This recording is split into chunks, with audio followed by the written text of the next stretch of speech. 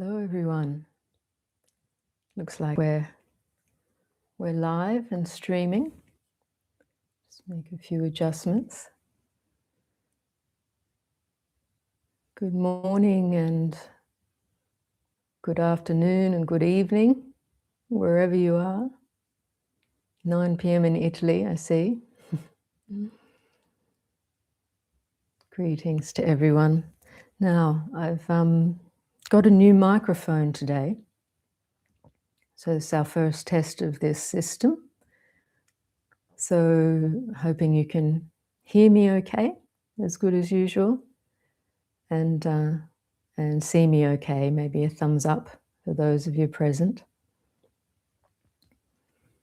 We're hoping that this new mic, there'll be far less distortion than the previous mic that we were using. We were noticing that there was a good bit of distortion, particularly in the silences in the meditation. So it's really important to. Terrific. Good to see those thumbs up. Thank you.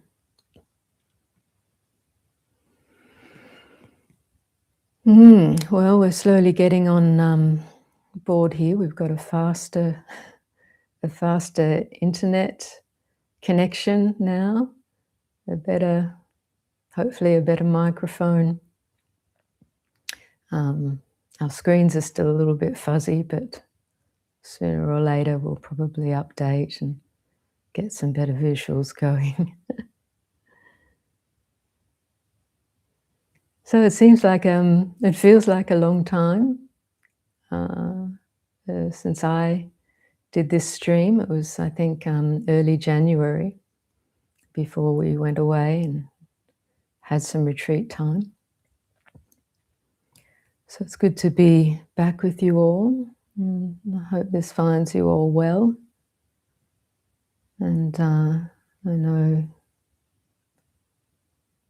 some people are unwell and have been unwell. And a special hello to Gail, who's been very unwell recently, and I really hope you're recovering well, Gail.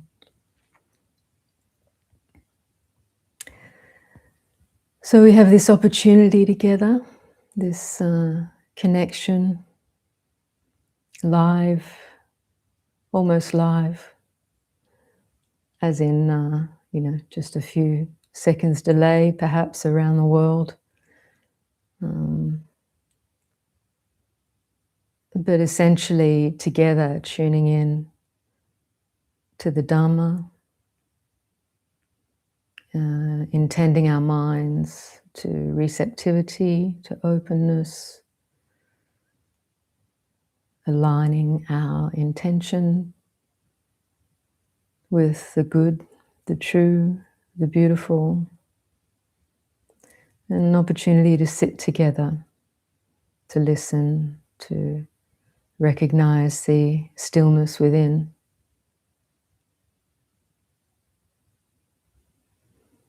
And there is, certainly seems at times,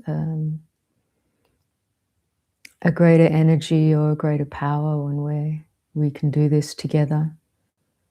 There's something about that, at least I sense, as perhaps as a teacher who is on when there are others listening. So there's a tuning in that can happen. And certainly for the receiver who is listening, waiting to hear where attention will be directed, there's also a great tuning in. The power of listening, of receptivity, of openness of mind is at the heart of awakening, really, at the heart of true being. It's when our habitual minds, our habitual thinking kind of runs between memories and projections, hopes and fears, that it seems we lose a little connection with that presence, that essential openness, empty, open awareness. In essence, we don't actually lose connection, but it's like our attention collapses for a moment into limited existence, the feeling of limitation, of duality, of dukkha, whether it's very mild, almost undetectable dissatisfaction or stress, or a more detectable one. But it is important, I've learned over the years, to recognize we can never lose connection with truth. Now that might sound strange, because it certainly feels like in our lives that we lose connection. But the pointing of true Dharma is saying, actually you cannot fall out of true being, true existence. But it can feel like that when mind is fixated on something limited, something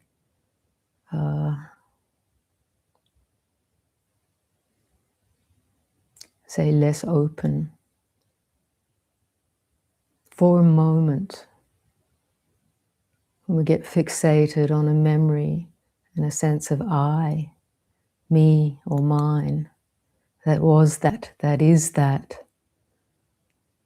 or fixated on some projection into the future, a sense of I or mine, what I want to become, what I want to be, what I want to get rid of. This way of thinking can temporarily, if we believe it, can temporarily appear to close down the vastness of the universe. But important to recognize it's very momentary. As momentary as that thought, or as momentary as the belief that that thought is me, is mine, is what I am, that memory, that image, that feeling of displeasure or discomfort or desire or aversion in any form, that it is me, that it is mine, that it is what I am. This is the fundamental mistaken identity and mistaken view that we want to get clear about.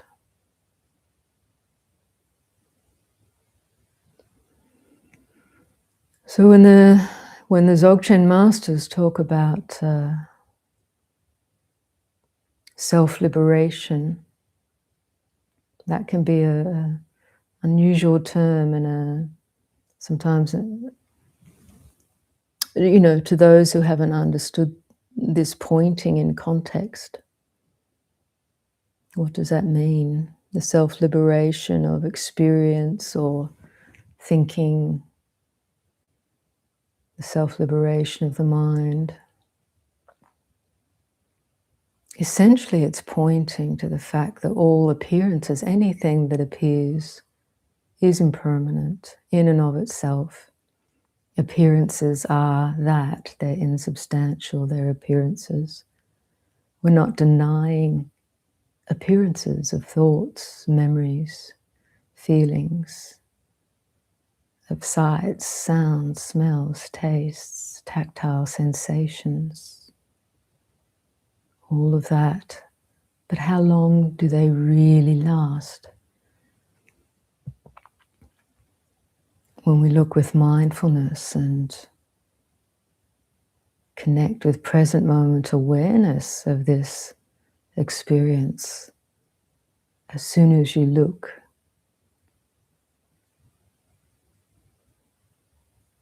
the masters say you can't find it. It's already self-liberated. It's impermanent, momentary. Now some things seem more momentary when we look. They seem, or I should say less momentary, they seem to be consistent. They seem to be hanging in there, particularly the feelings that are unpleasant or painful, sensations are things that we really don't want. But the more we're able to look directly and trust in this awareness, the resistance and the pushing and the pulling and the identification can't survive. Because they're the things that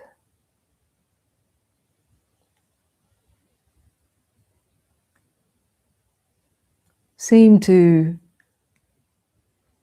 convey to us that some things are more permanent than others. But of course, to speak about this on the theoretical level is one thing. It can help us to contemplate and trust in awareness, to engage in exploring this mind and our experience. But the true seeing of that from within your own mind, your own experience, is where the understanding really makes a difference.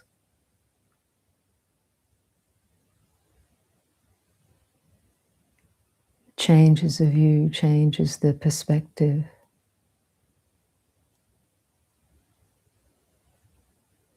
And directly changes the experience of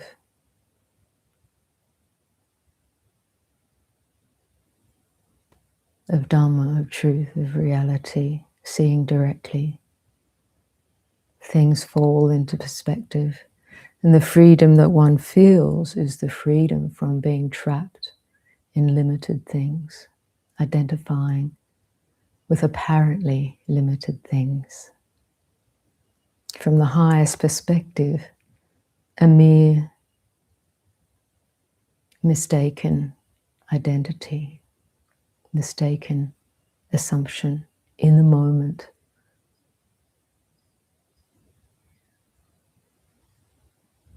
Admittedly, it's habitual. So it seems to become the default mode, particularly in a culture that doesn't question this kind of thing. But that is our work as spiritual aspirants, practitioners, those of us who sense there's more truth to be understood here. It's for us to uncover and realize directly.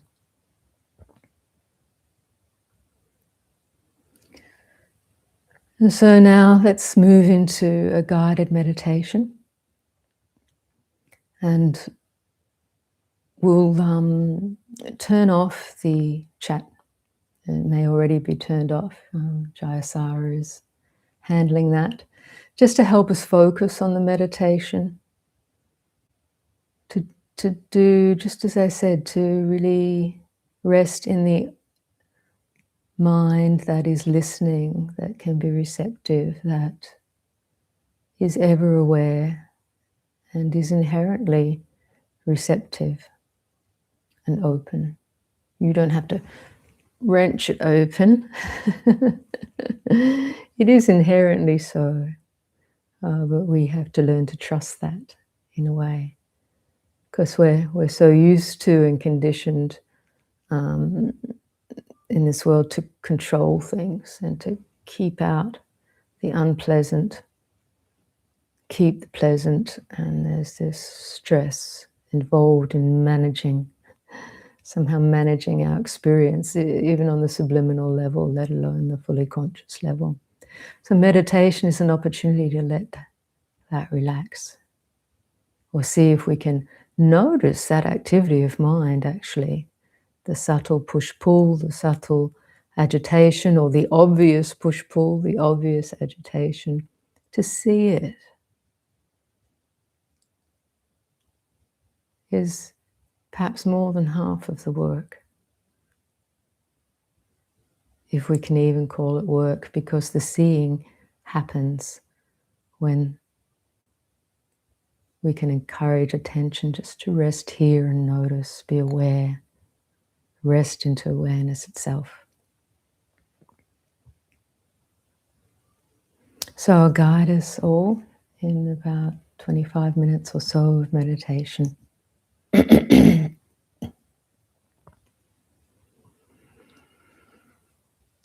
So making yourself more comfortable if you're not yet ready. Comfortable enough to hold a relatively still posture for this period, but without strain, without tightness. If you're unwell, not feeling very strong, of course, to lie down or relax in a comfortable chair, being supported by a bed or the couch or a chair, that's good. If you have the energy and health to sit upright so that the spine's erect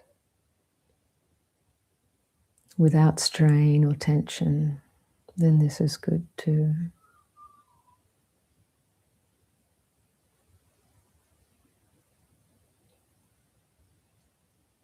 If you prefer eyes closed, that's fine. If you have eyes open, perhaps just lower your gaze and rest it just about 1 meter or so in front of you with a soft focus.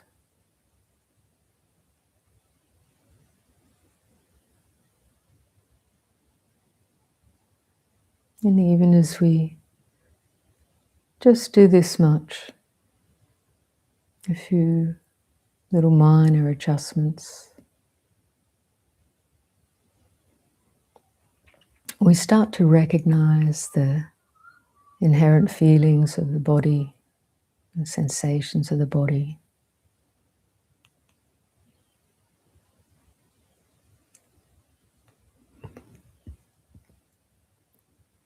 So just recognizing the feelings associated with embodiment, or the feeling of embodiment.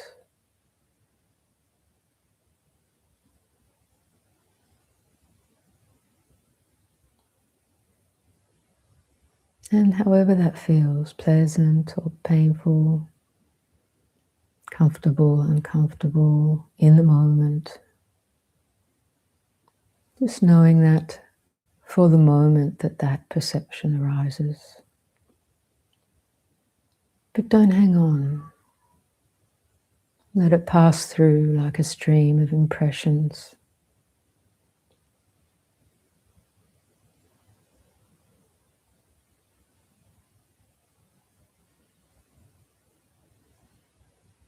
Really, this experience of mind is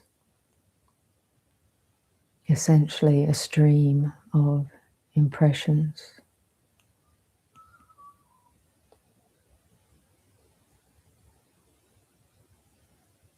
Are we really in control of that? Do we need to be?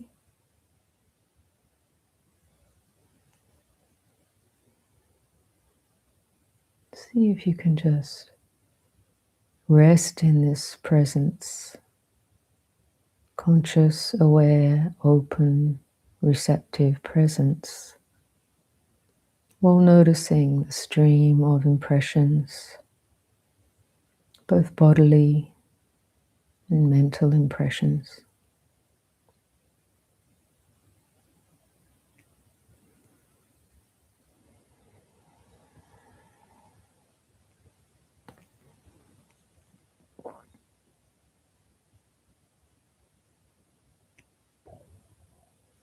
The feeling of the body breathing is like a stream of impressions.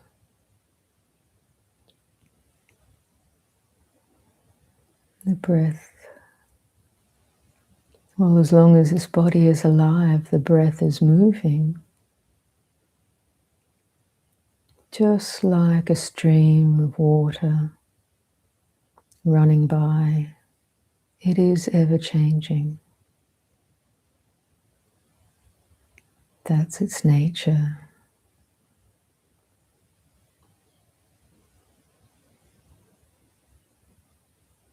This function of life draws in the nutrients it needs, oxygen, nitrogen, and expels what it doesn't need, expels what is spent.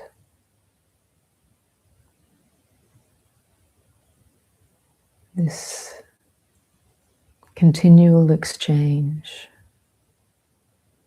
with the so-called outer and inner environment,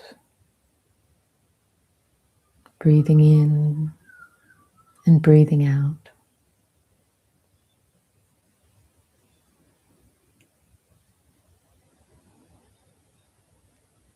So this is a bodily function.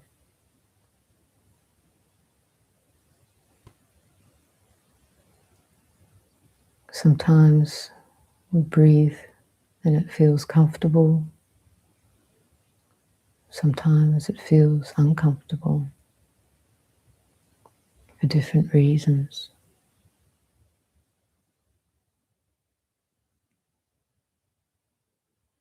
Just let the body do what it does.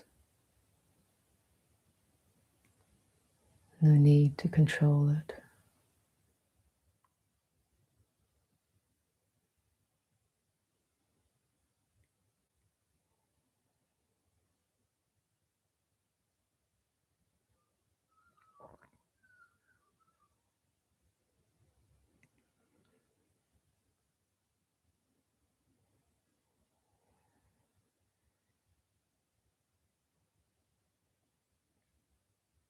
And noticing also the other experiences of body, feelings within the limbs,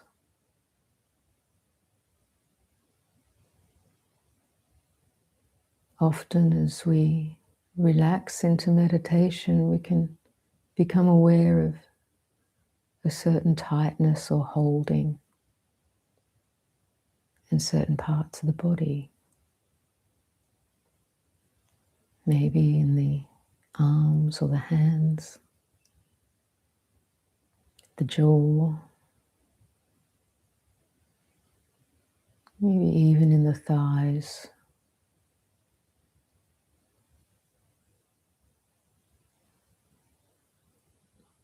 This is just a habitual way of holding that enters the body, but as soon as we're aware of it, you can relax. We don't have to hold the body together. Let the body hold itself. Let the body flow.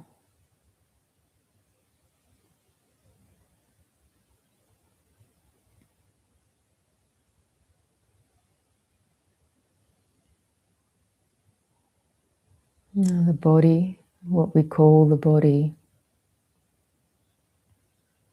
we have an idea that it is a solid, constant lump.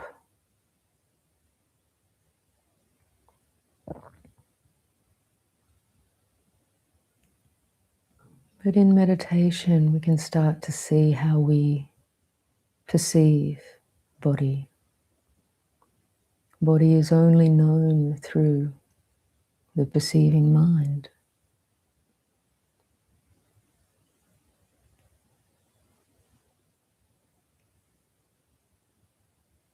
So experience of the body is dependent on perception, conscious perceiving.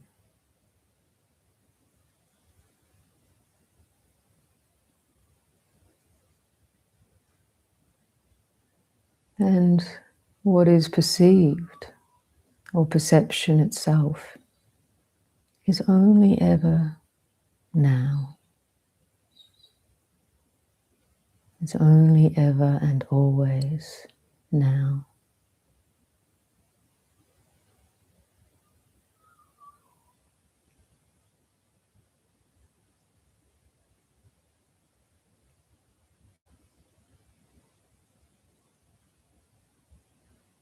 We might perceive a memory of the past, but that memory is appearing momentarily in the mind stream. And like a molecule of water, it rushes by. You don't have to hang on to it or chase after it, or even try to prevent it. It just flows through. So we let it be.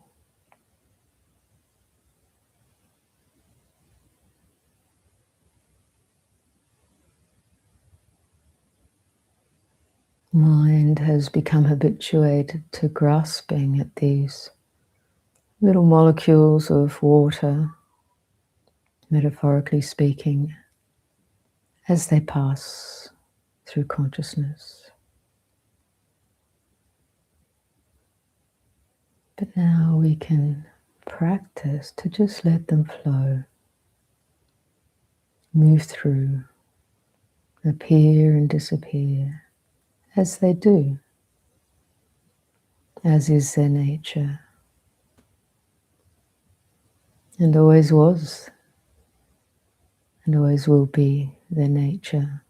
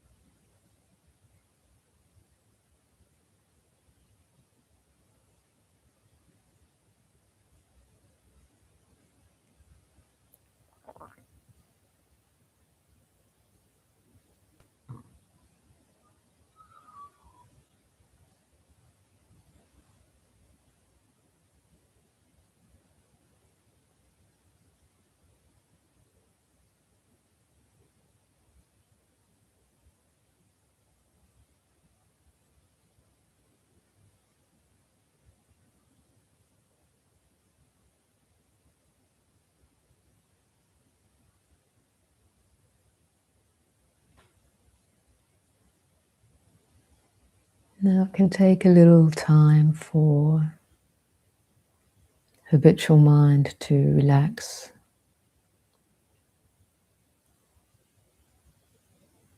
for the habitual grasping to relax.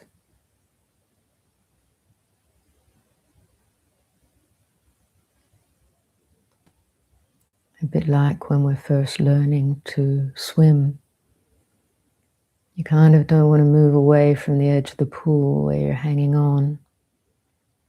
You know, you're just learning to tread water and it feels kind of, it's unknown. Can feel a little frightening. So you're hanging on where you know you've got some support. But more and more you play a little and let go of the edges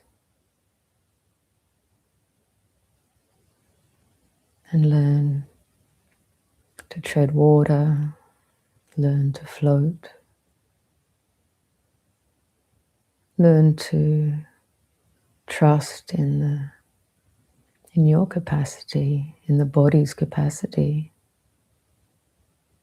to float.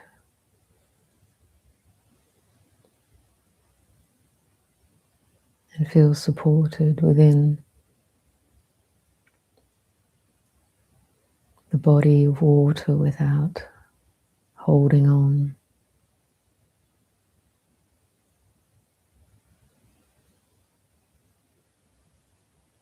A metaphor for relaxing into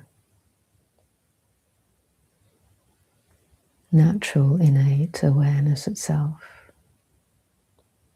without center or edge.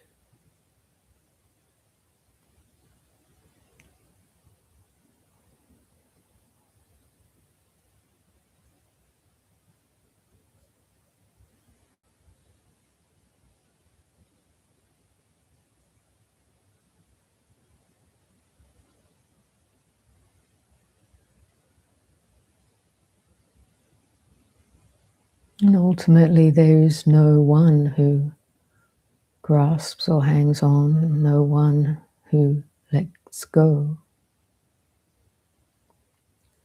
There's just the experience of grasping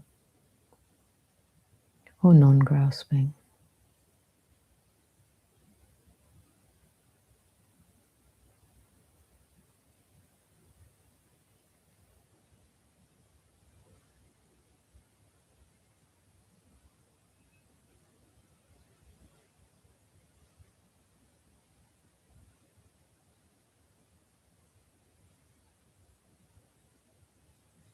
Dukkha or the end of dukkha. Stress or the end of stress.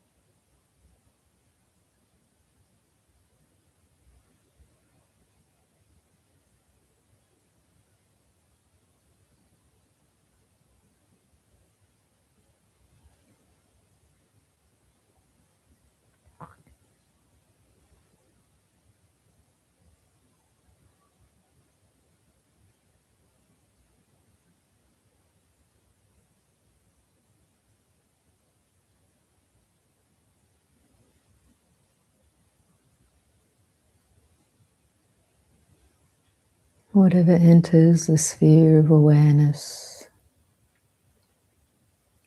let it just be a ripple in the surface of awareness.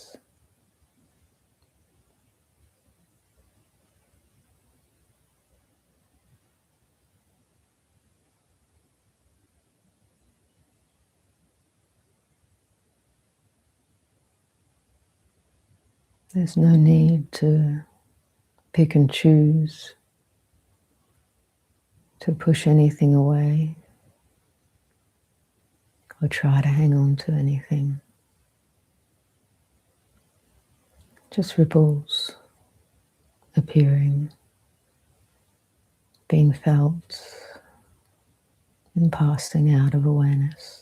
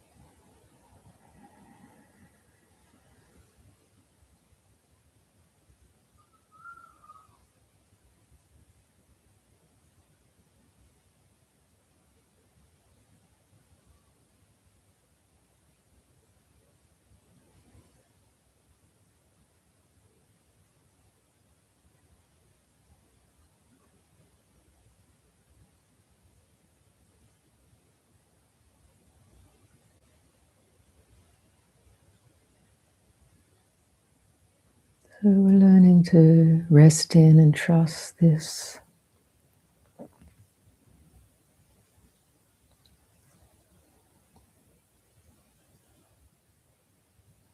primary, essential. It's not an experience, but primary, essential awareness itself. There's so many things we could call it or refer to it as, but experiences come and go. fabric of being or the screen of consciousness. They're metaphors or analogies that have limitations in themselves.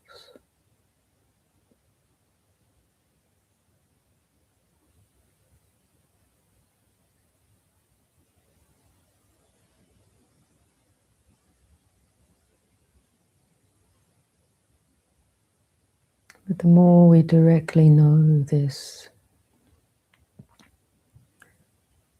essential nature,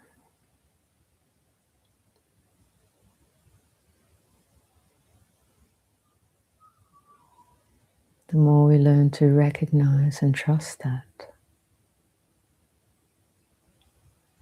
the more the habitual grasping and searching elsewhere wanes, eases out.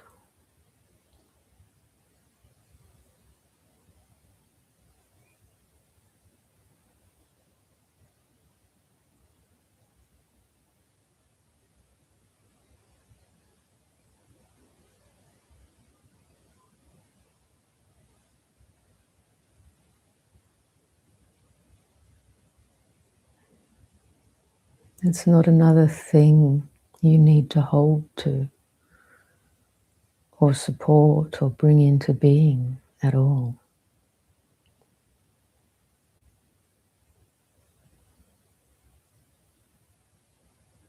It's a self-existing wakefulness.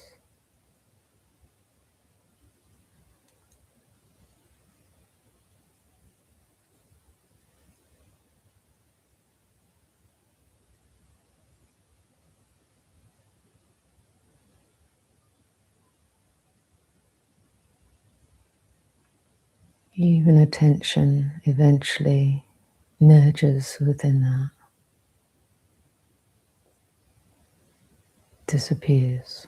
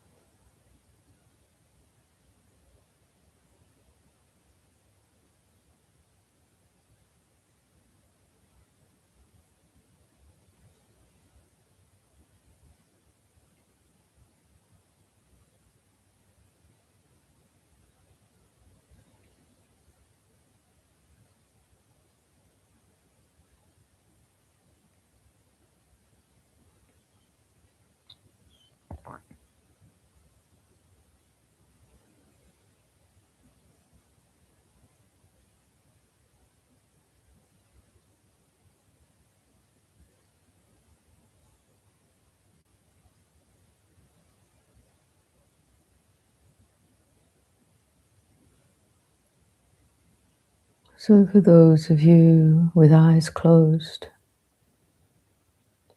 experiment, if you like, now just gently opening the eyes. Not looking at anything in particular, but just letting the play of light enter through the eyes.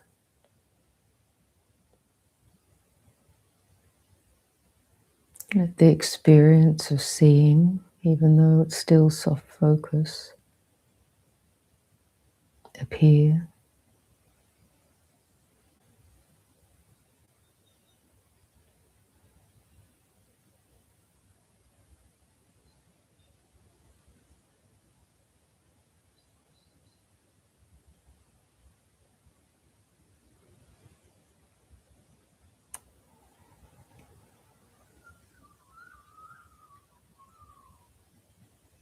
And without the idea that we're going to end this so-called meditation,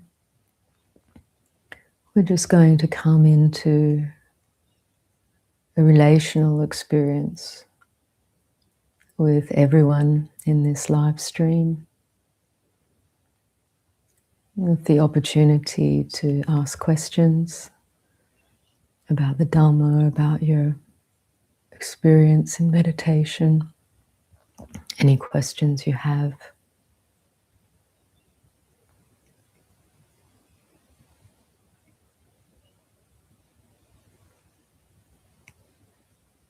So getting used to this transition between so-called meditation and so-called everyday life. Not so much a transition as a continued openness and receptivity of mind, but one that, excuse me, one that perhaps experiences a faster rushing stream, of different appearances. So we'll open the chat room or the chat bot, and the way we'll do it, so it makes it a little easier for us to find the questions and answer questions. We'll keep that chat room open for about 10 minutes or so, and for the questions to come in. And then Jayasara will close it again, so that I have an opportunity just to respond to those questions. And if time allows, and we've got to the end of those questions, we'll open it again for another 10 minutes and get some more questions.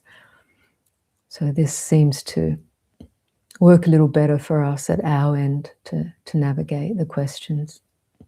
And hopefully for you at your end to stay more focused on listening and hearing the Dhamma and continuing your contemplative reflections.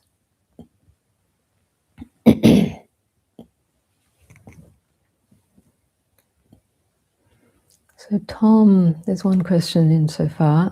Tom says, does Dzogchen have any metta or loving kindness practices?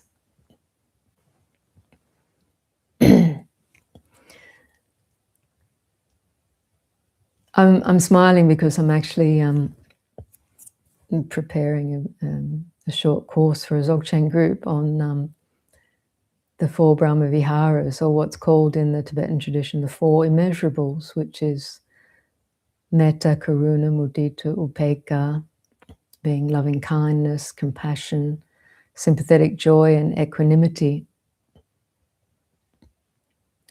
So, I haven't studied Dzogchen per se extensively, as within all the texts. But what first comes to mind is that, at the heart of Dzogchen is, and at the heart of Vajrayana practice is bodhicitta, which is, you can translate that in different ways. It's literally mind of awakening. The way it is understood and taught in the Vajrayana or the Dzogchen is that it's actually the true nature, the Buddha nature in fullness. Bodhicitta is loving, is lovingness, is the purity of love for all beings, really, such that there's no practice one begins in Dzogchen without connecting with at least the aspiration for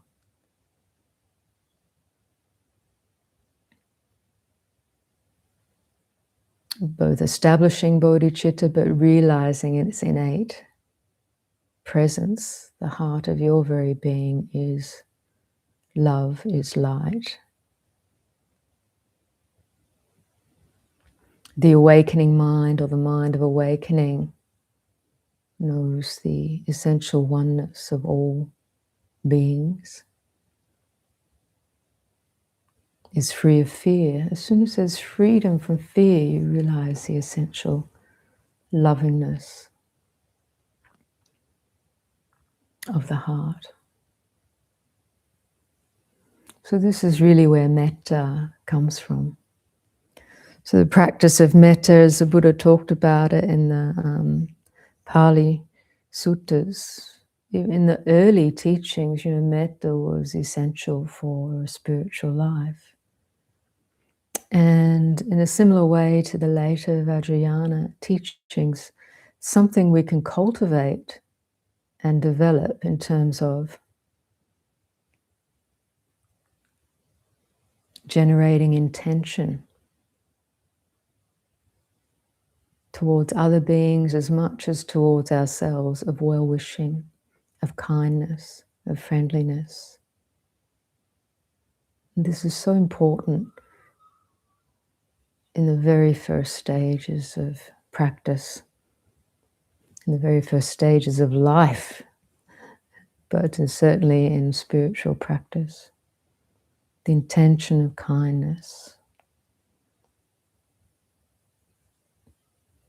But as we move along the path, if you like, we realize that as obscurations, as layers of ignorance, fear, etc. drop away, that awareness itself is essentially loving. It's not encumbered by fear or ignorance in and of itself.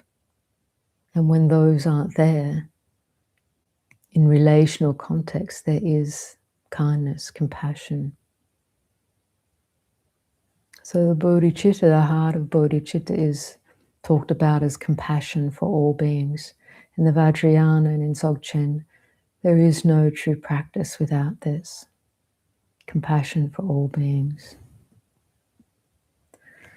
Now, even as I say, it may start as an intention if you don't have that experience or direct perception. We cultivate the intention and kind of grow into it, because we understand that actually metta, karuna, kindness, compassion is the state of freedom from dukkha. And when you experience that directly, you would never wish harm upon another, or you would only wish for beings to be free from suffering. So I hope that answers your question. Just scroll back a fair bit. There's lots of questions coming.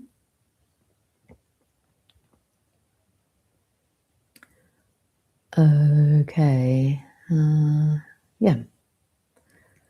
So the practices, establishing your mind. The first establishment of bodhicitta is to practice for the benefit of all beings, not just for myself. So whatever we do, in fact, in our life, we can have the wish or the intention, may this action of body, speech, or mind be of benefit for all beings, for all as to myself as well. All is not excluding oneself. And so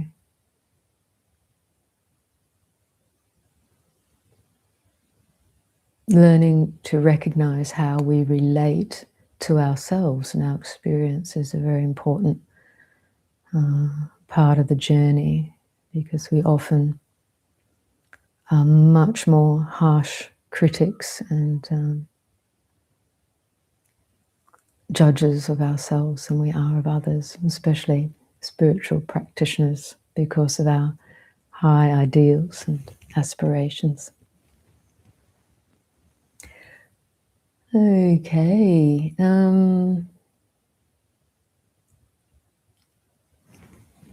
Okay. I'm just looking. There's a bit of a split question here from, I think it's Roy.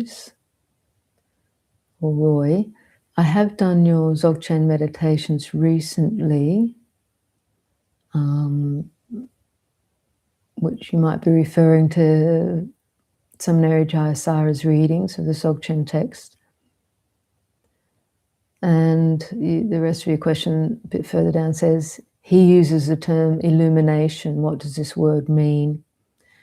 Well, the various Dzogchen teachers, this word illumination is one of the translations. Is that illumination or illumination? Well, in one sense, illumination could be, particularly in the Zen language, in the Zen tradition, illumination is awakening. When light comes, when clarity comes, it's like aha moment. That's kind of illumination. And even the Buddha, when on his night of awakening in the Pali Suttas, and it's recorded in his first teaching, the Dhammacakka Sutta, to the first his five friends who became his first five disciples. He said when he saw the Noble Truths, the Four Noble Truths, light arose, knowledge arose, vision arose about things that he hadn't heard from anywhere else before. So there was an inner illumination, inner light, inner vision, inner knowledge, inner wisdom. So illumination or luminosity are words depicting clarity.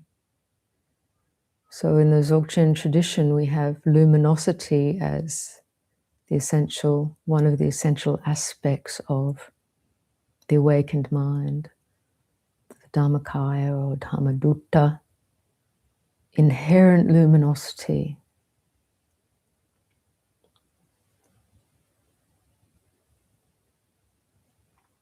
Inherent luminosity is inherent clarity, inherent wisdom, inherent knowing, inherent awareness. It's not something produced. And one Vajrayana teacher, I heard him give this really interesting simile. It's not like when you light a candle, for instance, you have a candle and the flame. That flame, it not only illuminates what's around the vicinity of that candle, it's self-illuminating in that because of that flame, that light, it shows itself as much as what's around it. As opposed to, say, a torch. If you turn on a torch, you can shine it all around the vicinity and you have a limited view of things according to where that light is shining. But the torch doesn't necessarily illuminate itself in a dark room, whereas the flame is simultaneously showing everything around it and itself. So this is a kind of a metaphor or a simile or an analogy for self-luminosity. So it's just pointing to like the sun. The sun is self-illuminating. It doesn't rely on any other source of light for its light, its own light, its own seeing, its own clarity, its own luminosity. Okay. So Frank says, hello again, Ayya. Thank you so much for everything. I feel that inner/outer world is an illusion, but I don't understand it rationally. Could you help me, please? You may never understand it rationally, Frank. It's not really necessarily something we can understand rationally, but in a more open, receptive, present, meditative state, that sense of division between inner and outer melts away, or can melt away. So it's very hard for the rational mind to catch up with this, because rational thinking is based on dualism to a large degree. A comes before B. When you have B, then you can go to C, or 1, 2, 3. We count in order or count backwards. It's part of, connected very much with the language structure that is dualistic. But when boundaries disappear in one's experience, we have what you say, a feeling of oneness or non-separation or non-duality.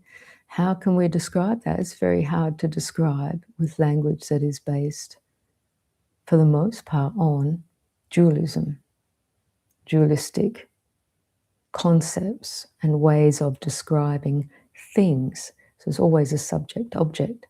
But when the dividing line between subject-object disappears, how do we describe that? Except by saying the dividing line has disappeared.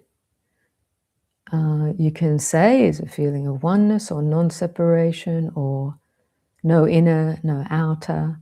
Longchenpa or other Dzogchen masters talk about the space of awareness without center or edge. So you've got no reference points there to compare experiences in order to describe them, which is the discriminative mind. Discriminative mind is always functioning on comparing, and is always dualistic because of that. So it has its function. I wouldn't be able to talk to you and try to explain such things without that. But what wisdom is, we come to see the limitations of that language. And that's the difference between intellectual knowledge and insight, the understanding of insight, the penetrative understanding of insight. And yet, for one who knows such things directly, these things can live together without being mistaken. We can use discriminative mind, discriminative words, the language of subject-object, without mistaking it for being the ultimate truth or the essential way of things.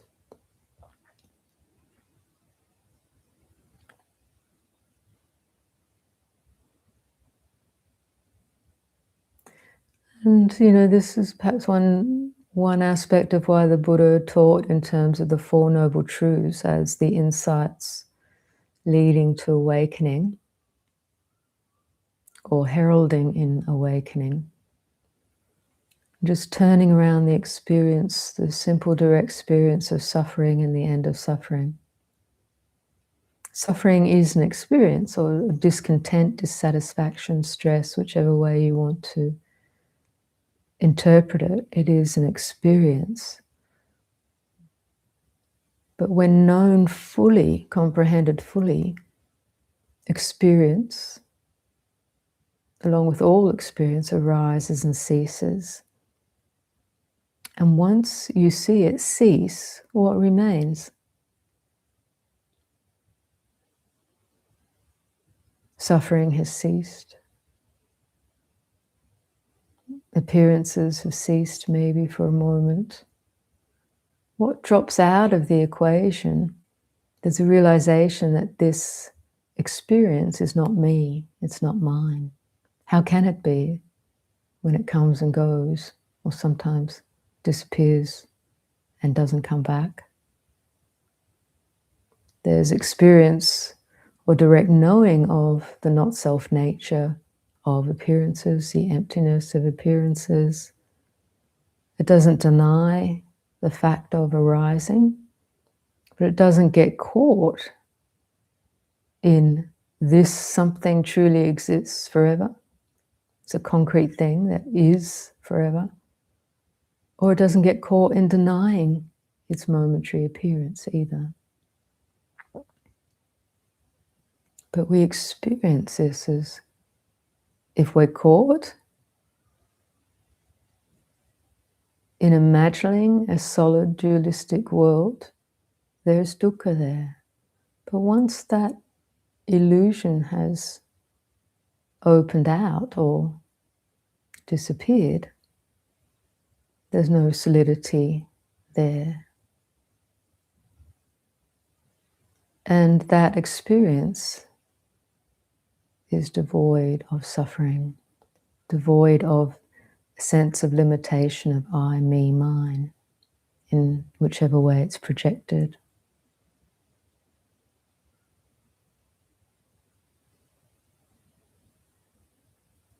And this is why all the teachers just keep saying, ultimately, it's that experience, or it's not even an experience, because as we say, experiences come and go, but that reality, that realization, some call it the ground of being, or the unconditioned, the Dharma Dutta, the Dharma element,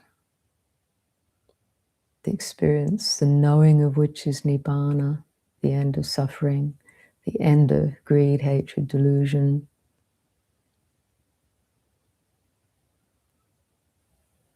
But it can only be known directly.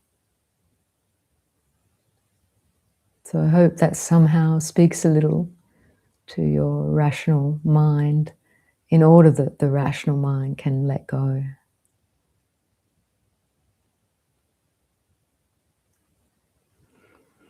So next question. I have a question. When I meditate, and especially when I sleep, I keep getting visions and get blocked by fear of death. So bad that I wake up with panic of earthquakes. I wake up with panic of earthquakes. My heart is experiencing it.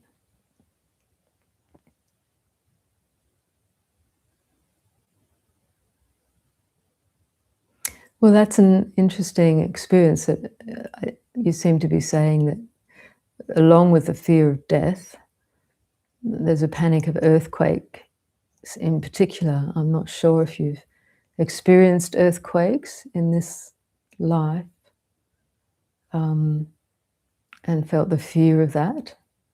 If that is so, then that would be quite understandable, that that fear, remembering of the fear of that experience of the earthquake, that might be coming back to you in quite vivid memory, because perhaps it was traumatic at the time.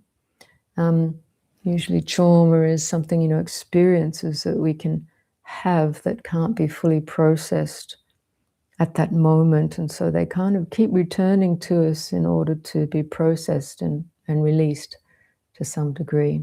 It's one way of talking about it. But maybe you haven't had the experience of an earthquake directly in this life.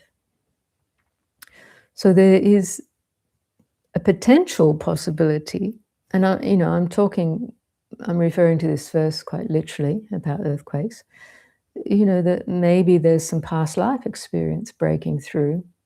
Maybe there was profoundly traumatic experience of earthquake, and maybe dying in an earthquake in a previous life.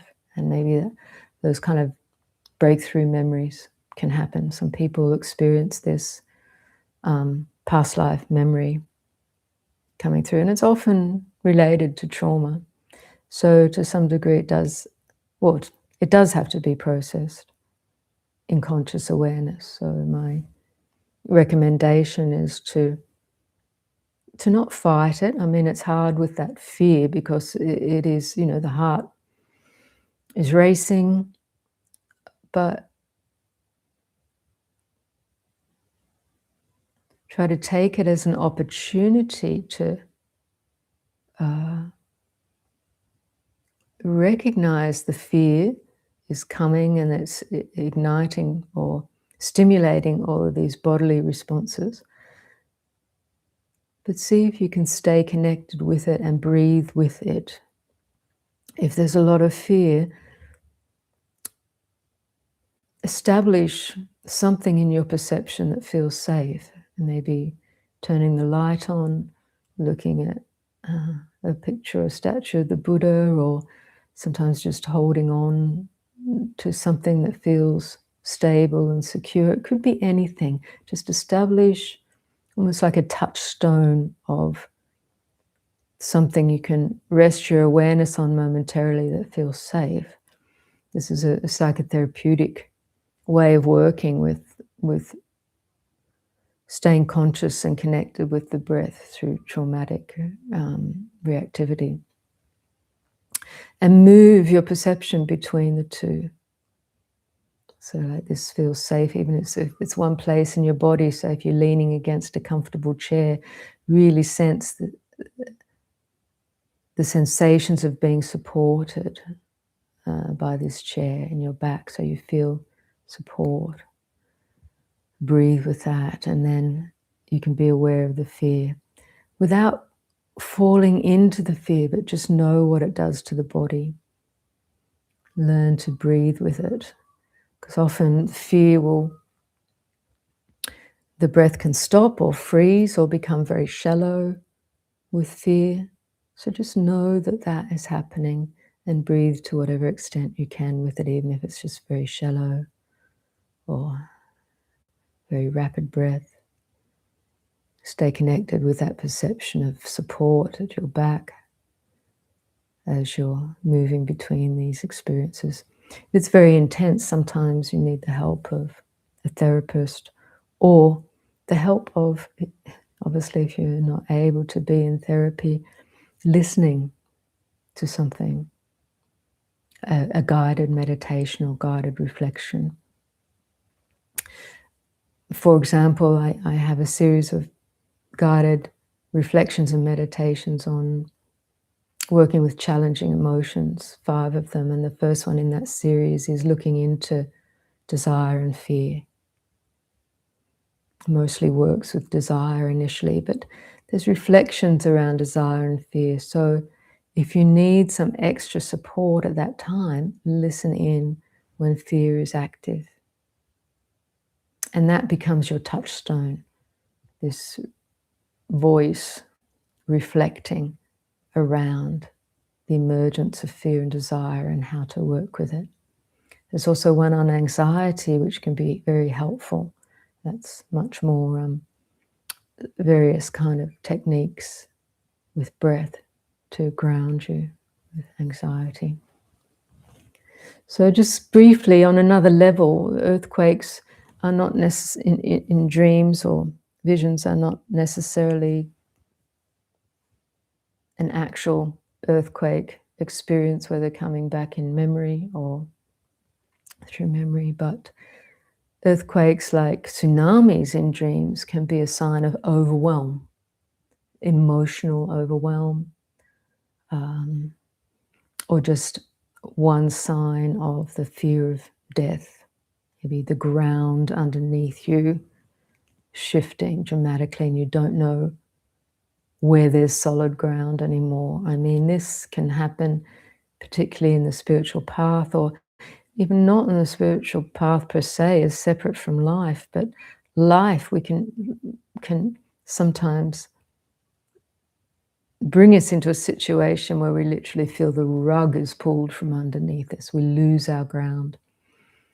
Now, Pema Chodron, an American Buddhist nun in the Vajrayana tradition, wrote a wonderful book many years ago called When Things Fall Apart. If you haven't heard of that, you can easily find it. It's a classic, and she has some really helpful advice around that experience. When things start falling apart, it feels like, there's nowhere safe to stand. You've lost your comfortable sense of solidity and ground. So I hope some of that's helpful.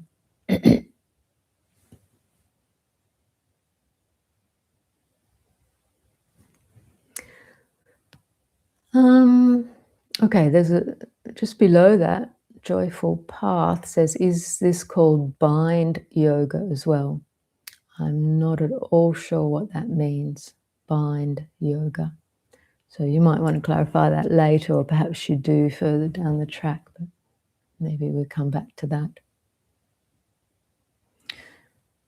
Okay, Helen's asking about how to ask questions, just as you did that. And I'm sure you've understood that by now. You can ask a question that way. Okay, the birds you're hearing in the background, at this time in the morning, it's mostly magpies, I think. But yeah, a variety of birds, maybe some parrots. I'm not sure if there are any kookaburras. It's a magpie, if that's what you're hearing. Yeah. We've also got currawongs. Maybe there were currawongs in there. Does forgiveness clear one's karma?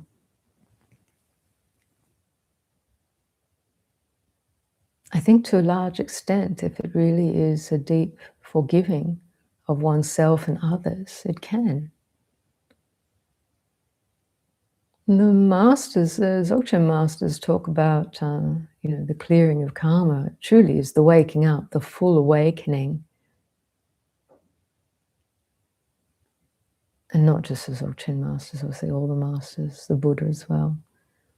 No more karma can be made, but as one lives the rest of one's life, one still experiences the fruiting of previous karma according to causes and conditions, if it comes into fruition or not. But an awakened being is not distressed by whatever comes to fruition, because they know it's just the fruiting of karma. It's not me, not mine, not what I am. It's more ripples and bubbles in the stream of consciousness moving through, but there's zero grasping at it.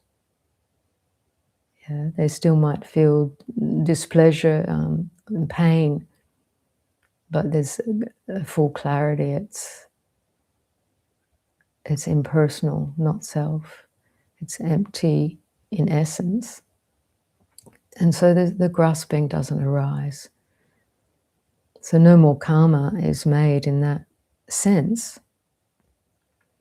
But when you talk about the clearing of karma through forgiveness, forgiveness is something, when we forgive others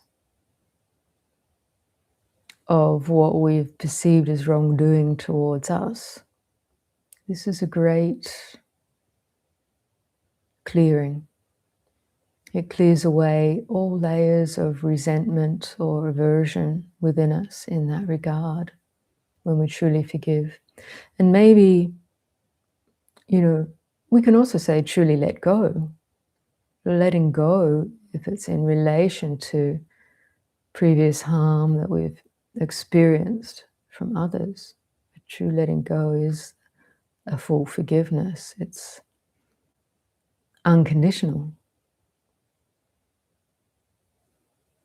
So true forgiveness is also unconditional.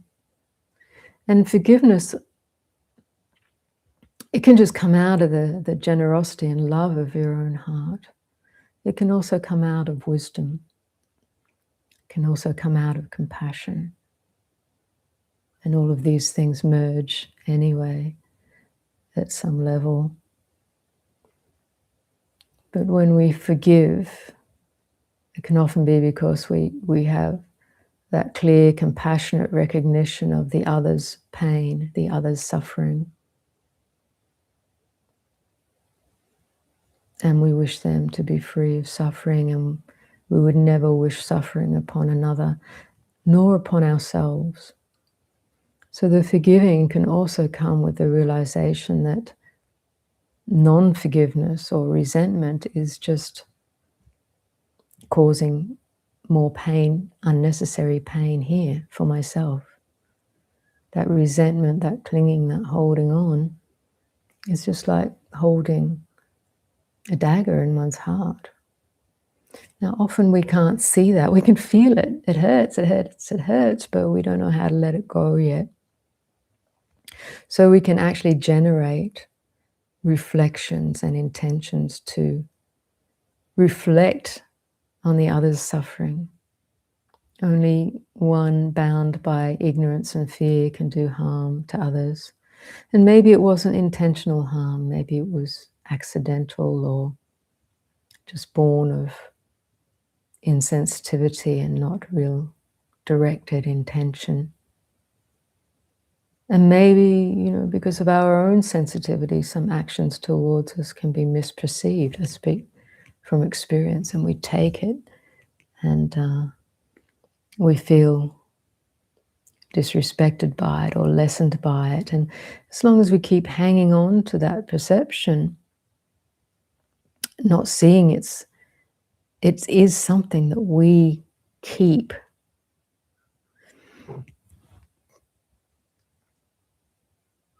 It will continue to cause pain. So we can reflect upon other circumstances in terms of kindness, compassion, forgiveness, letting go. And we can reflect simultaneously on our own way of holding and clinging, and how dukkha, how suffering and stress is created in the heart and is sustained in the heart through the things that we cling to and don't yet see clearly. All of this can help the sloughing off, the letting go. In that sense, the clearing of karma, it really does disappear. It doesn't come back. But if one hangs on to resentment, even subliminally or subconsciously, it's always resonating at some level, and other things we encounter in life can reignite that same resentment or anger, because it's not yet fully processed, fully worked with, fully understood, fully let go.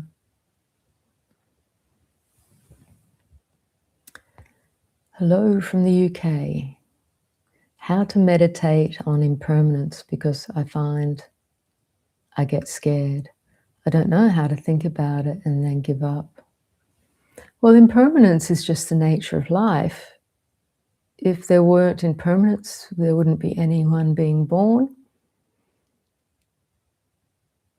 If there weren't impermanence, the tree that sloughs off all its leaves in autumn and becomes bare branches in winter, it couldn't give rise to the new growth, the beautiful growth and surge of energy of spring, and the full bloom of its summer leaves and flowers. That is impermanence. That cycle of nature is impermanence. The sun rises in the morning. This is a limited metaphor, but the sun only rises in some sense because it's set the evening before. What we perceive as passing out of existence, we think it's an ending, but actually it's just a phase in the cycle of nature. And the more you just look into that, it's very obvious around us. It might not seem obvious initially because we haven't been taught to think about it or reflect on it, but we eat food in the morning. If it weren't for impermanence, we'd die. That food actually has to decay. It has to be degraded in our digestive system, and in order for the body to utilize its energy and live. and then it needs to excrete the, the leftovers after the nutrient is taken, excrete all that fiber and liquid. And so the impermanence of food, the spoiling of food, it's all part of the life cycle. So when there's birth, there's death. That's an inevitable part. Everything that is born dies. And this is where human beings, we start to feel fear. It's like, I've been born, but oh no, I'm going to die. You feel fear because this sense of I has identified with this body, which has been the conditioning of our, not only this life, but lifetimes. We haven't yet seen the deeper truths within and without that dispel that illusion. So this body will die. But in fact, this body has been dying from the moment it's been conceived, from the moment it's been born. Every cell within this body has a very short lifespan. Cells are dying all the time and regenerating, renewing. So this bodily form is just another appearance of a kind of cell, a larger cell that's supported by so many smaller cells, dying and renewing, dying and renewing, dying and renewing. And this larger cell is gradually showing the signs of aging.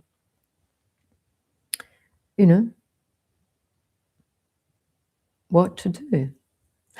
This is just the way it is. Our teeth start to crack and fall out.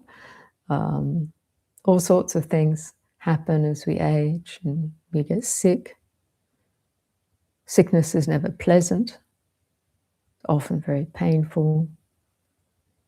This is all part of the process of life, birth and death.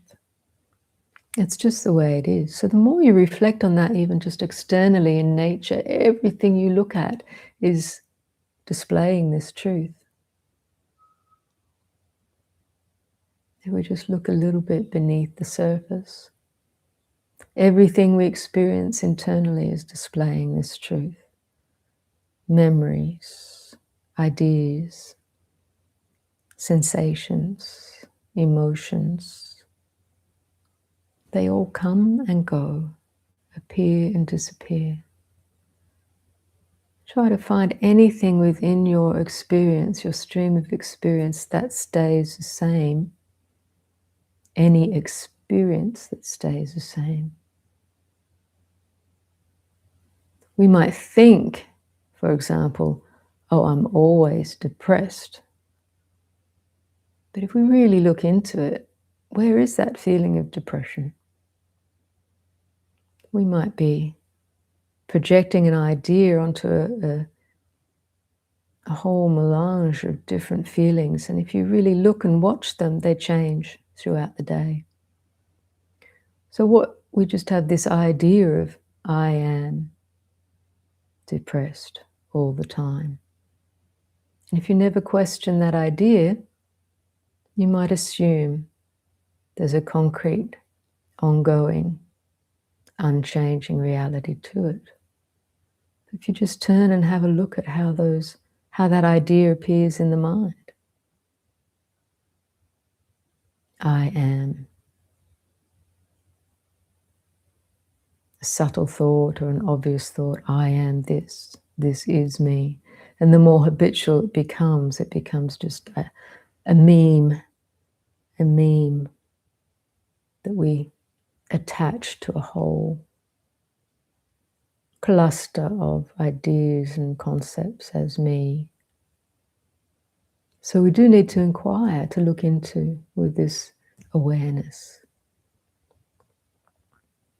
And things will self-reveal. The truth, the Dharma, reality self-reveals if we look with awareness. This awareness is that clarity, that luminosity we talked about earlier. It will see things just as they are, This is what self-revealing means. Now, fear comes to the ego mind that thinks this body is me. As long as that notion and assumption goes uninspected and unpacked, if you like, it will bring fear with it at every moment of the day.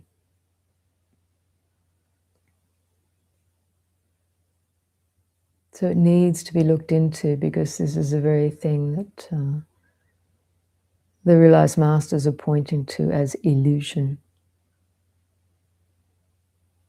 We're looking at a rope thinking it's a snake.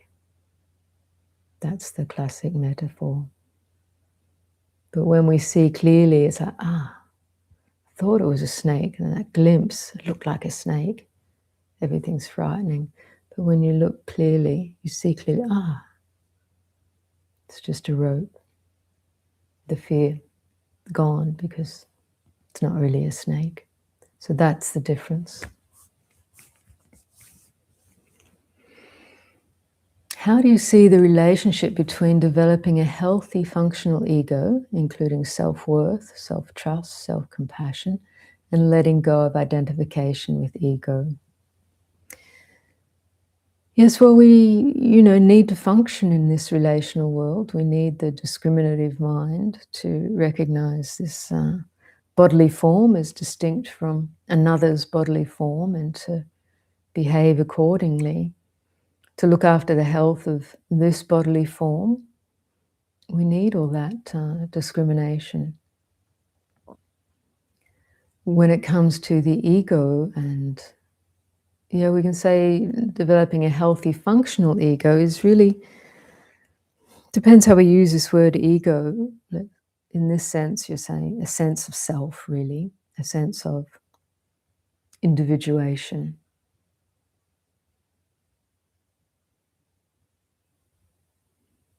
So earlier we spoke of bodhicitta and kindness and compassion as developing that, abiding in those attitudes of mind equally in relation to oneself as to others. This is the ideal. But we can see where that doesn't happen in our lives, when we get caught in either habitual self-criticism, self-flagellation, the inner tyrant, so-called the inner judge. We can judge ourselves harshly for, say, things we do that we regret, or whatever, in so many ways. When we start to recognize the dukkha of that, with bodhicitta, with a heart of kindness and compassion, we have to let up. Because it's a destructive attitude. We can recognize, what's helpful is recognizing harmful action where it results in harm or pain to another. But also we have to recognize when certain actions result in harm or pain towards ourselves and it hasn't been beneficial. That's wisdom in that recognition. But to hang on to guilt or sorrow and just keep wishing that never happened is a completely unnecessary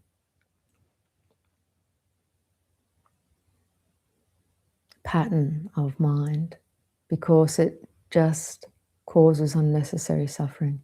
If we can learn the lesson in the moment and say, that wasn't good, just create the intention, I'll avoid that.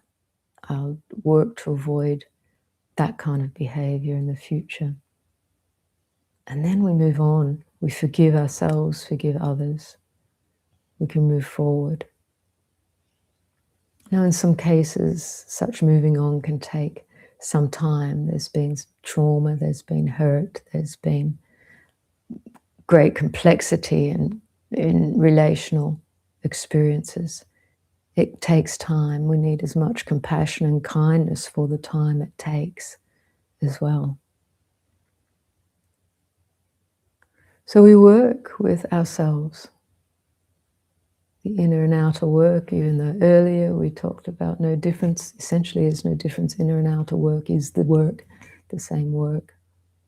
All of this so-called work develops self-worth, self-trust, self-compassion, self-respect. There's no true compassion for the other until we've plumbed that depth of compassion for our own pain, for our own confusion, for our own fear.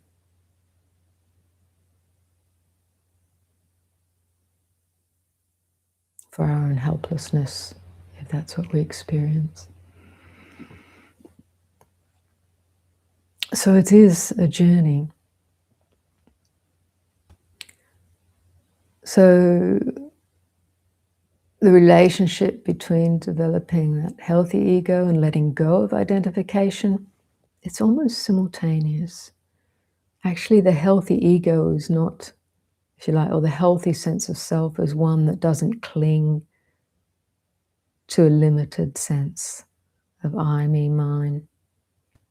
And yet there's self-respect, self-compassion, self-love as much as there is respect, compassion, and love for others, for all beings. So I don't see it actually as that different. What we're letting go of, this identification, is a mistaken identification.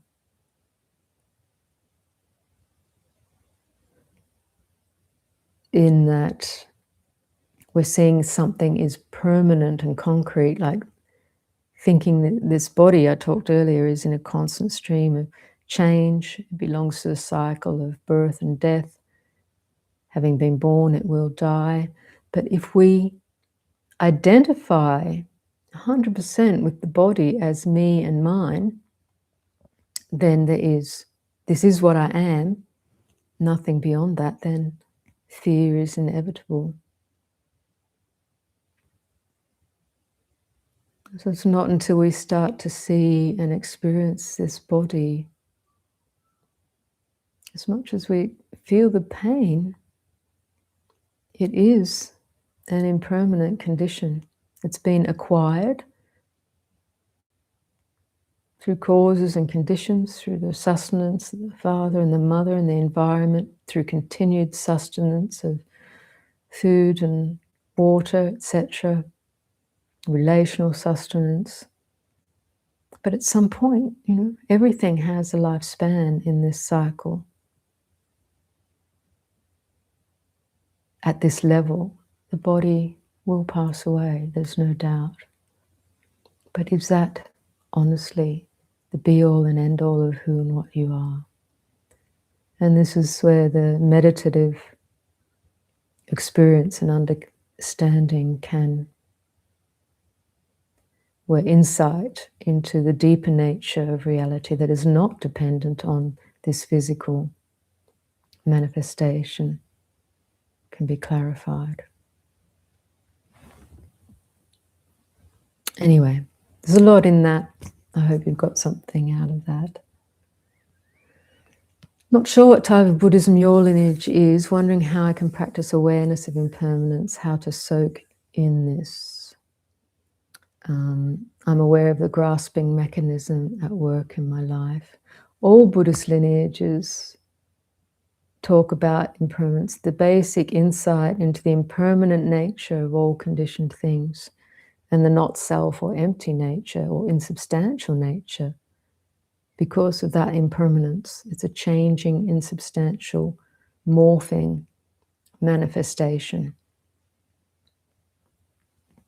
All Buddhist traditions point to this. These are the essential insights into recognizing this impermanent, changing, morphing insubstantial nature of form, material form, feeling, perception, mental formations, sensory experience. It's all a flow, nothing permanent and concrete there.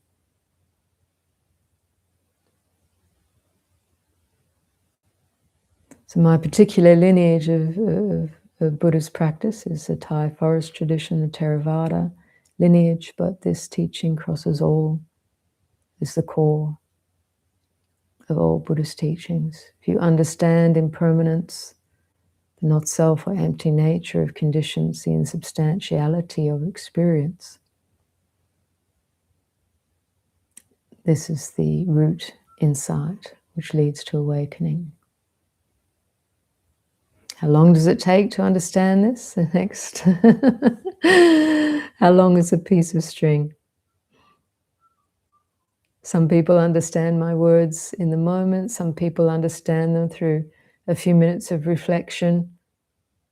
Some people might never understand them until they've understood something within themselves and they think, that's what they were pointing to. So there's no how long. It depends, understanding depends somewhat to the urgency of your inquiry. It's only your own mind that can understand this through your own inquiry. So it's like, well, what are you interested in? Where is the edge of your question in life? Look into that.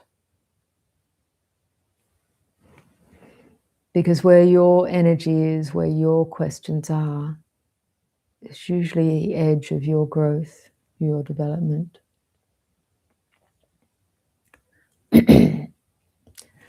Recently in meditation, I had the distinct feeling of being ancient, not old, but a kind of pre-existence. This seemed to come with a certain confidence and resolve at the same time. Yes, I think that feeling of being ancient is sometimes touching into the primordial, what's called the primordial nature of being. Primordial awareness. Not only ancient, but unoriginated, ever-present, beyond age, beyond birth, beyond death. This may be something of what you experienced. I have a question. I noticed there is a distressed part in me. It is like trying to get away from my experience. I observe this and the unrest, and how silly it is because there is nowhere to go. Yet it does feel like it is not in the present. When I inquire what it runs from, there is no answer. It is like this part of itself is the unrest. It feels like a loop.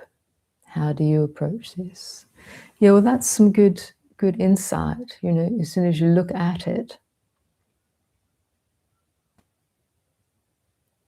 you see it's not running, there's nowhere to run from, nowhere to run to. It's just a part of the mind that, you know, and it's not even a substantial part. It's a habitual appearance, habitual restlessness, habitual. It's driven a bit by fear and ignorance. And in a way, we could say this is the manifestation of the insecure ego or the small ego.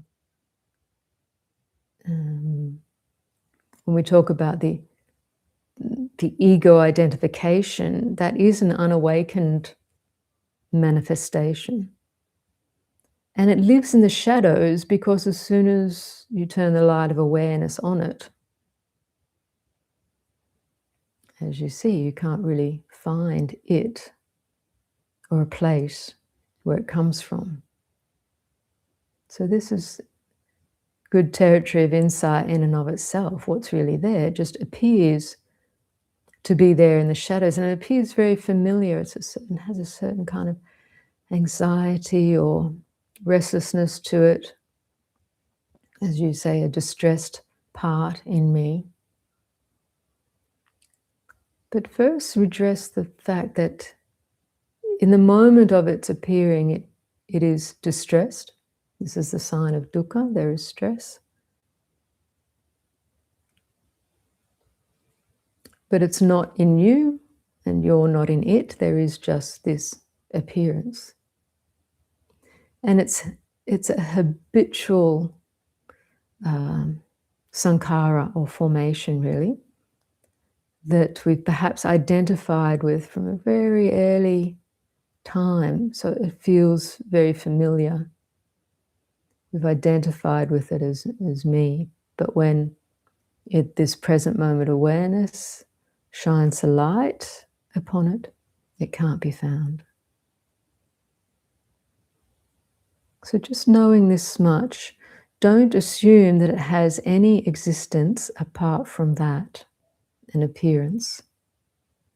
Even when it seems to make itself known, it feels very familiar, it's because it's had, perhaps there's a long history of identification. Oh yes, this is me, this is me, this is the real me, the distressed me, or the anxious me, or the insecure me. It's just, we've related to that for a long time as being me or part of me, but actually it's just an appearance. Now, one way we can look at this too, this is the appearance of stress, the first noble truth. But when inquired into, it's not owned by anyone, it's just, and we can't even find it oftentimes in the full light of awareness. And yet it can be on the peripheries of consciousness throughout our day in many ways. So just becoming more and more aware of it, turning the light on it. Nothing more than that. We just see that there's nothing to see as soon as the light shines on it, or it is dispelled, it is relieved, it is self-liberated. So it's an habitual appearance. We can have compassion for that dukkha when it arises in consciousness. And that very compassion actually allows the release. Sees clearly enough that identification is relinquished from the heart of compassion, not from wanting to get rid of it, but just seeing that dukkha is painful, but it's also not who and what I am.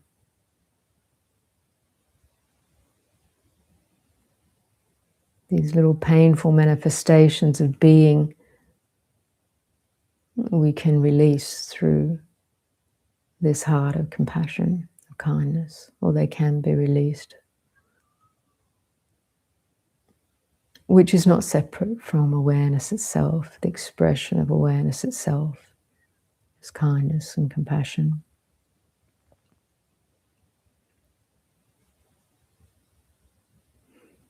Why is there that anxiety? Sometimes we're born into it. It's the nature of the world, isn't it? It's a very anxious world.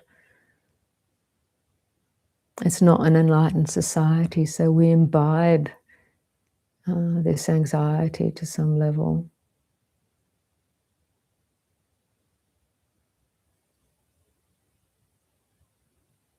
Seeing its impermanence, its insubstantiality, relating to it from a place of compassion, shining the light on it all around. This is our practice.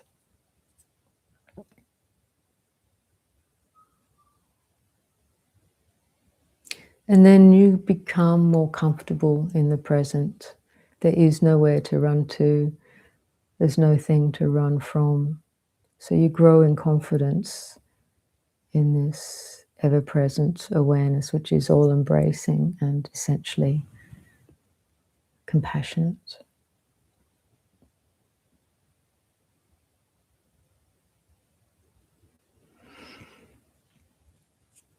If we are not meant to be attached to anything, where does love sit within that? My mother passed 18 months ago, and my deep love for her before, then, and now is an attachment, isn't it? Well, it doesn't have to be.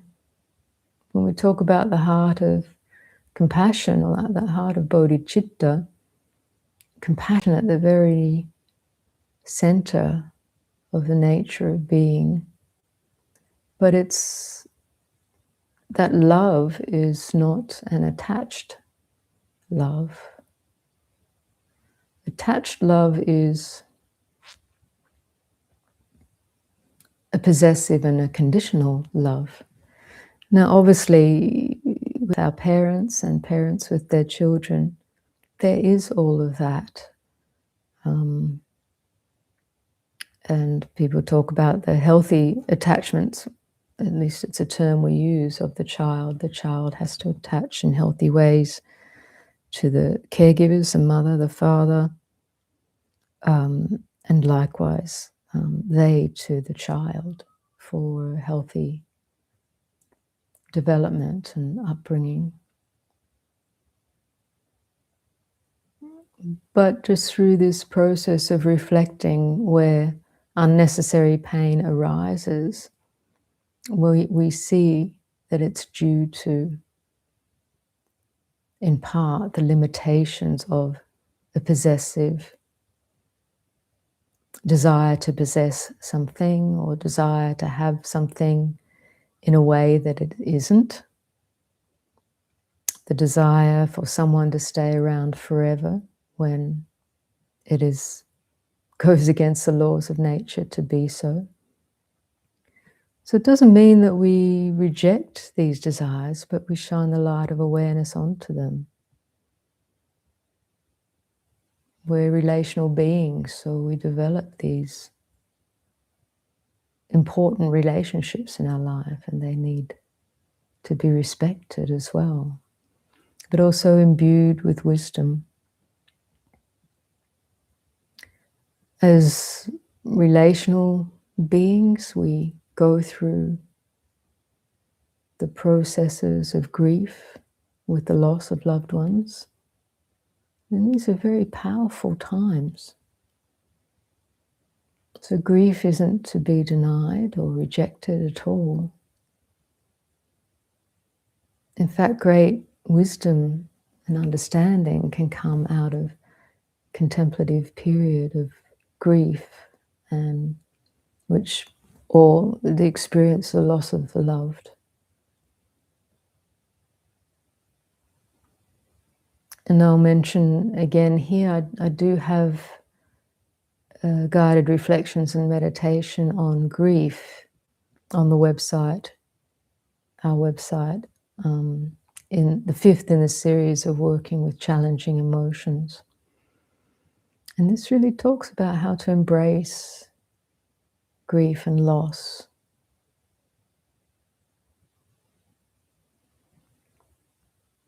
So it can feel strange at times because we are relational beings. We've been born into relationships. So this is at the earliest part of our conditioning.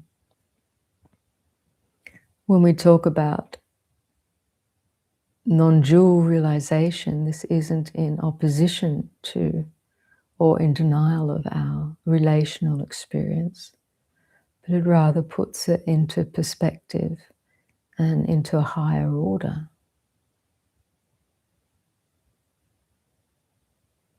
So sometimes we can just attach to the words like attachment and think that all attachments have to be discarded, but that's not true. We have to look into what this means, like the way we use the word attachments, healthy attachments for child and parent to child. And then there's unhealthy attachments. So the unhealthy attachments are those things which cause us unnecessary pain. That's all.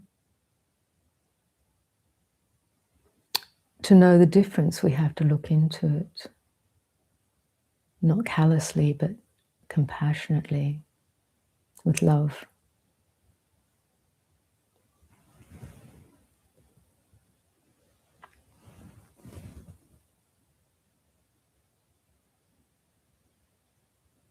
For example, my mum passed away about 5 years ago now.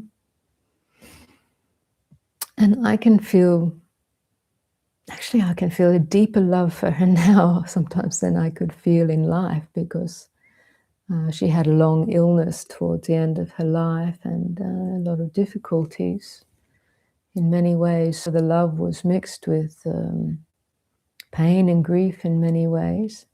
Now, when I have memories of her, I can still feel that pain and grief of things not going so well, so perfectly. And yet, when I recognize, well, they're memories, there's a certain attachment there that I wish it could have unfolded somehow differently. I wish I could have engaged somehow differently to serve her better. What if, these are the kind of attachments that cause unnecessary pain. And when I recognize that, I can let go of the what ifs or I wish it were different, and just rest into the purity of the love I feel for her. And I continue that well-wishing towards her, wherever her stream of consciousness may be, whatever it's experiencing, for I don't know. But the love is still real, because that transcends all kinds of manifestations. So sometimes you can feel a deeper purity of love, sometimes even after beings have passed. Is that possessive love? No, it's a deep, well-wishing, unconditional love. And within it, there's also a kind of forgiving myself, forgiving her, forgiving all the imperfections of everything, of circumstances, and just the purity of well-wishing and love. And within that, a sensing of non-separation, of oneness, the primordial oneness of being. Is there attachment in that? No, the attachment was getting lost in the past or wishing things were otherwise in some way. That's holding on to illusion. So I hope that's helping.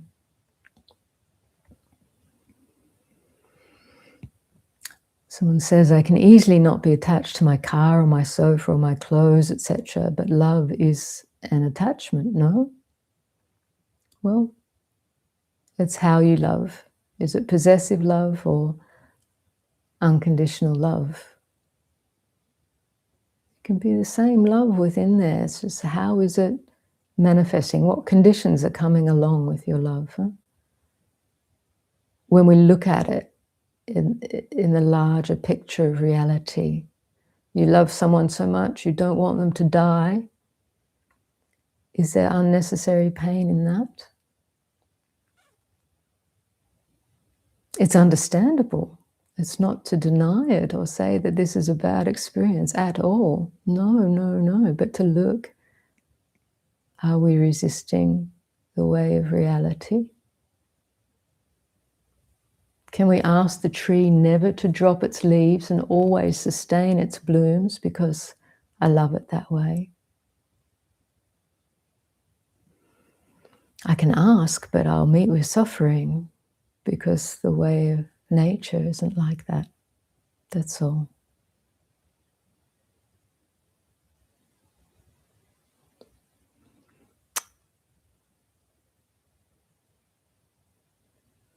What is suffering now? Birth is suffering, old age is suffering, illness is suffering, death is suffering. Being united with unloved is suffering. Being separated from loved is suffering. Not getting what you desire and aspire for, that too is suffering. In short, the 5 groups of grasping are suffering. So this is Kimberly quoting from the Buddha's words in the Pali Canon.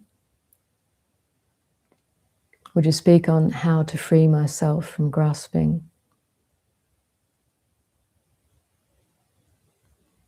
Yeah, just what I've been saying, all of that. If we reflect on just those the Buddha's words, saying this is how it is. As soon as we're born, we come into a condition of existence that we're subject to old age, sickness, death, loss of the loved, not getting what one wants, getting what one doesn't want. This is what the world experience is in an embodied, birthed situation.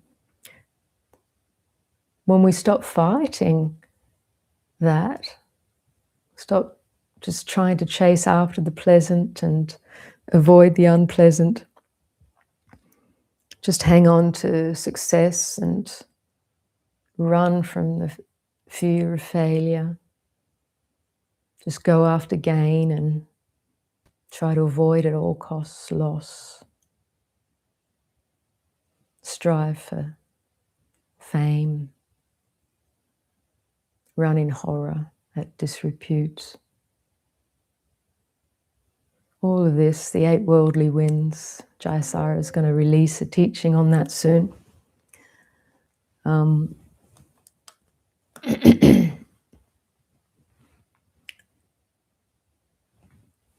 This is what we're exposed to with birth. The world turns on gain and loss, pleasure and pain, fame and disrepute, success, failure. And we tend to run for the positive, run away from the negative. But just the running is stress upon stress. So we have to inquire how to free yourself from grasping, the wanting and not wanting.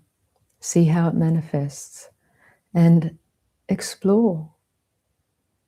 In your meditation, you see the wanting and not wanting, how the mind is conditioned to run. Experiment with what it feels like to release your attention from that. To not believe you have to run to or have to run away from. This is just the movement of the world. There's nowhere to go, nothing to do, no one to be, really. You are who you are in fullness already. We can actually live this life without running.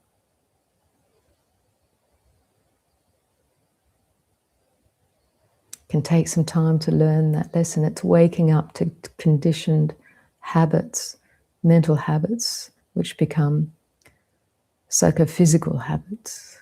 Waking up to what's driving us, questioning.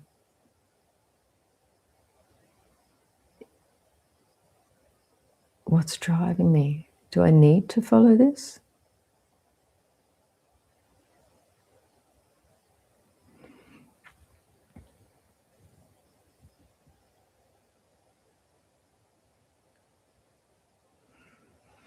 When you don't get what you desire and aspire for, just look at the disappointment and the stress in wanting something that's not present. It doesn't mean we don't work towards the good, but the desire for something that I haven't got right now in itself is separating you from the fullness of here and now. Letting go of that brings so much more fullness and joy to your life.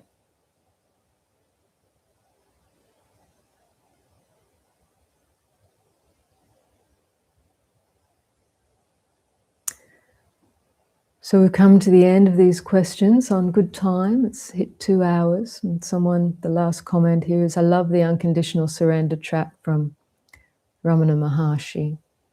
Those words bring me back to peace and joy. It's oneness to me, both letting go and joy in knowing. So thanks for that comment. That's a good way to round off what we've been talking about in terms of letting go and of knowing the joy of non-grasping, floating, being buoyed up by awareness itself, which is inherently free.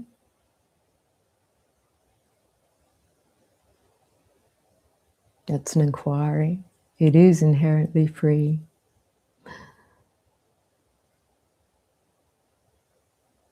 So what more could we want? Doesn't mean we don't work in our life towards the good. But we can work joyously without the pain of thinking we have to become something other. So, oops, you would have got a bit of microphone noise as I hit my mic then. So I hope this has been a helpful session for everyone. Lovely to spend time with you as always. And Jayasara will be back for, I think it's happening in 3 weeks' time, for another live session. So in the meantime, go well. Remember the truth of your own inherent nature is already loving and immanently present. So take refuge in that. All the best, everyone. Take care, and we'll see you again soon. Bye.